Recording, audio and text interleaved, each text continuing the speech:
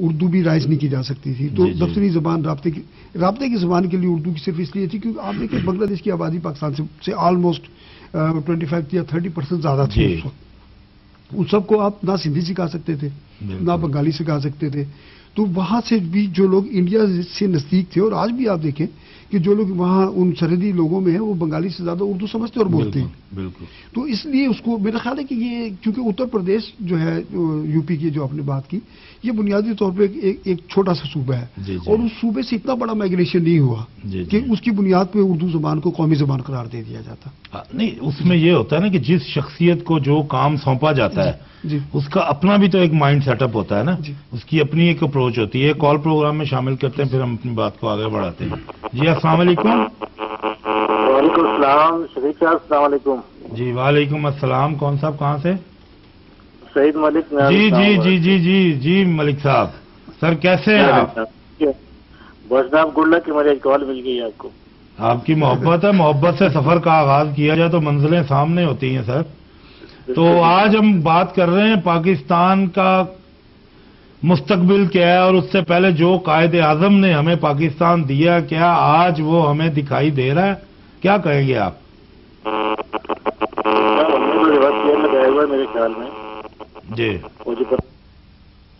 اوہو کال ڈراپ ہو گئی. چلیں جی. تو بات ہو رہی تھی وہ میں اس میں مختصراً عرض کر دوں. اگر جو جس لسانی حوالے کا آپ نے ذکر کیا ہے، اگر ایسا ہی ہوتا تو چونکہ قائد کی اپنی زبان بھی اردو نہیں تھی، بالکل وہ چونکہ انڈین گجرات سے تھی، ان کی ایک الگ زبان موجود تھی. تو کراچی منتقل ہونے کے بعد بھی وہ میرا اصل میں اشارہ جو ہے وہ بیوروکریسی کی طرف ہے کہ پاکستان جو ہے 47 کے بعد جس طرح آپ نے فرمایا قائد کی حالت جس طرح تھی کہ ایک اندرونی جنگ ان کی جاری تھی، اپنی بیماری سے لڑ رہے تھے. تو باہر تو بیوروکریٹ تھا نا، فیوڈلزم، کیونکہ جو لوگ نہیں چاہتے تھے کہ پاکستان بنے، تو جب بن گیا تو اب وہ چاہ رہے تھے کہ اب ہماری جو ہے نا اس پہ وہ قبضہ رہے. اس میں بدقسمتی کے غلام محمد جیسے کریکٹر بھی ہماری تاریخ کا حصہ ہے. بالکل صحیح بات. تو آج تک ہم دیکھتے آ رہے جمہوری سفر تو بہت کم ہے. بالکل صحیح بات. زیادہ تو بیوروکریسی، بلکہ اسٹل میں کہتا ہوں آج بھی ہم دیکھتے ہیں تو بیوروکریٹ ہی پیچھے بیٹھا ہوا ہے، جکڑا ہوا ہے کہ اب اگر سیاستدان اتنے اہل ہوتے تو شاید کوئی انقلابی تبدیلیاں ہمارے ملک میں آ جاتی. جو نہیں آئی اس کا مطلب کہ سیاستدان ہمارے نااہل ہیں اور بیوروکریٹس جو ہے وہ اپنے حساب سے اس ملک کی پالیسیاں جو ہے مرتب کیے جا رہے ہیں. ایک بات میں آپ کی اجازت سے ایڈ کرتا ہوں. جی کہ میرے نزدیک سیاستدان اتنے نااہل نہیں ہیں. اچھا. جتنا مطلب ہمیں شاید یہ بات کھل کے نہیں کہنی چاہیے کہ جتنا ہمارے جرنیلز سے ان کو کمزور بنا دیا یا دباؤ میں رکھی، جو 4 یا 5 جو ماشاء اللہ ہے وہ اس بات کا ثبوت ہے کہ ایک جمہوری ملک کو جمہوری طریقے سے چلنے نہیں دیا گیا. انہوں نے اپنی وجہ تلاش کر کے. اچھا پھر یہ ہے کہ اگر آپ نے کوئی بہتری کا راستہ تلاش کر لیا ہو، 4 یا 5 ماشاء اللہ میں کہیں کوئی ایسی صورتحال بھی نظر نہیں ہے جس سے قوم بن گئی ہو، قوم اور نیچے ہی آئی ہے.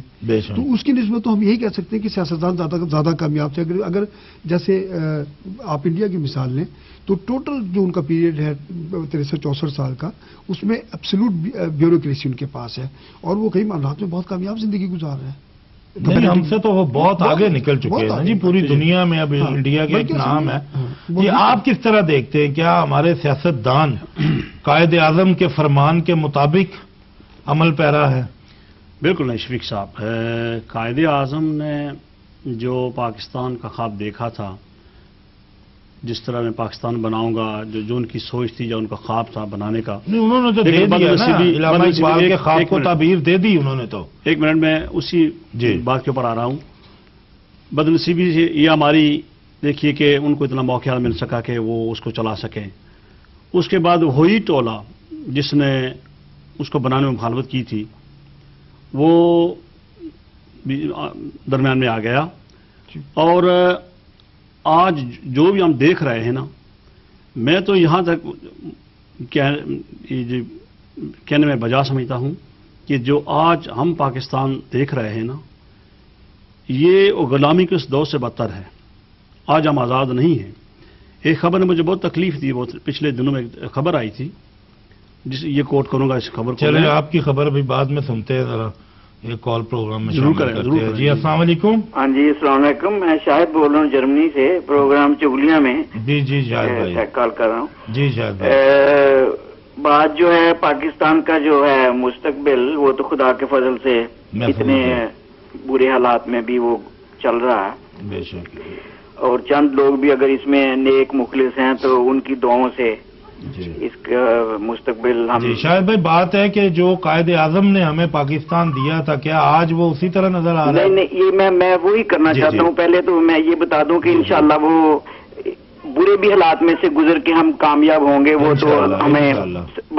اس میں تو ہمیں کسی دو رائے نہیں ہے، وہ تو ہوگا۔ ضرور۔ لیکن جو پاکستان ہمیں قائد اعظم نے دیا تھا وہ اس وقت نہیں ہے، کیونکہ جو لوگ اس وقت اس کی مخالفت کر رہے تھے آج وہ گلی بازاروں میں بالکل دندناتے پھر رہے ہیں، اور وہ ہمارے سیاستدان ان کے نغرے میں آ چکے ہیں، اور وہ جو کہتے ہیں انہیں کرنا پڑتا ہے۔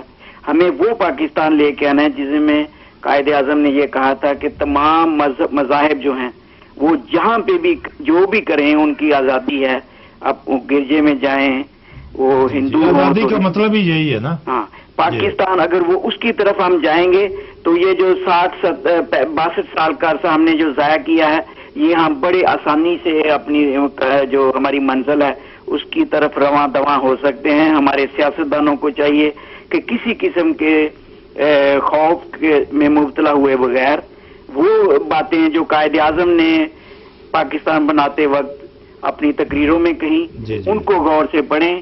آپ میڈیا جو بڑا اچھا کام کر رہے ہو، جو ہمیں بھی موقع دے رہے ہیں کہ ہم اپنی بات بتائیں اور لوگ سن رہے ہیں، ہمیں وہی باتیں کرنی چاہیے جو ہمارے قائد نے، محمد علی جناح رحمۃ اللہ علیہ نے، جن کا دن تھا کل، ان کی پیدائش ہوئی کا دن تھا، جو انہوں نے کہی تھی ہمیں وہ بار بار کرنی ہے، ان کا بار بار ان کی تقریروں کو نشر کرنا ہے، ان کے پروگراموں کو نشر کرنا ہے۔ چودھری محمد ظفر اللہ خان صاحب جیسے جی کال ڈراپ ہو گئی شاہد بھائی کی، بڑی اچھی بات کر رہے ہیں، وہی مطلب جی جو بات ہم وہی لوگ- چل رہی تھی، جی جو جی، میں کہ کر رہا تھا۔ جو قائد کے فرمان ہیں، اچھا کہ پڑھنا چاہیے۔ میں جی۔ سمجھتا ہوں کہ جو سیاست کے اسٹوڈنٹ ہیں نا، جی جی وہ سب کو قائد اعظم کے فرمان یاد ہے۔